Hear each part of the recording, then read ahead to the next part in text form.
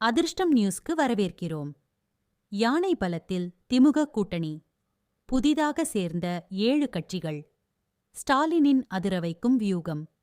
எங்கே கோட்டை விட்டார் எடப்பாடி? யாரும் எதிர்பார்க்காத ட்விஸ்ட். திமுக அதிமுக அப்படின்னு மாறி மாறி பேசிக் கொண்டிருந்த பிரேமலதா அவர்கள் திடீர் திருப்பமா திமுக கூட்டணிக்கு போயிருக்கிறாங்க. இன்னைக்கு இருக்கக்கூடிய சூழலில் ஒரு பக்கம் அமித்ஷா, இன்னொரு பக்கம் எடப்பாடி, இப்படி பல பேர் இன்னைக்கு வந்து தேமுதிக கிட்ட பேசிட்டு இருந்தாங்க. ஈஷா யோகா மையத்தில் நடைபெற்ற விழாவில் ராஜ்நாத் சிங், வேலுமணி, பிரேமலதா அவங்க எல்லாம் சந்திச்சாங்க. எல் முருகன் சந்திக்கிறாரு.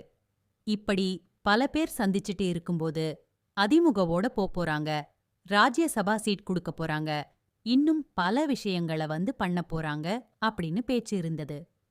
இன்னொரு பக்கம் திமுக அமைச்சர் ஏவவேலு பேசிட்டே இருக்கிறாரு. இங்கேயும் ராஜ்யசபா சீட், அங்கேயும் ராஜ்யசபா சீட் தர கடைசியில ஒத்துக்கிட்டாங்க.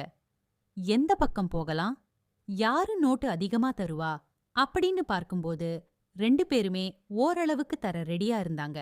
இருந்தாலும் இன்னைக்கு திமுக ஒரு மெகா ஆபரை கொடுத்திருக்கிறதா சொல்றாங்க. அந்த ஆபர் தான் இன்னைக்கு தேமுதிகவை திமுக பக்கம் போக வச்சிருக்கு. இன்னும் குறிப்பா சொல்லணும்னா, அமித்ஷா அவர்கள் எல்லா மாநிலத்திலையும் ஒரு சின்ன கட்சியையும் விடாம கூட்டணியில சேர்ப்பாரு.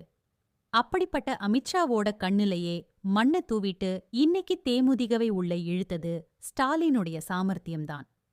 ஏற்கனவே இந்த கூட்டணி பலமாக இருக்கும்போது இன்னும் கூட்டணி பலப்படுத்துவதற்கு பல வேலைகளை பண்ணிட்டு இருக்கிறாரு.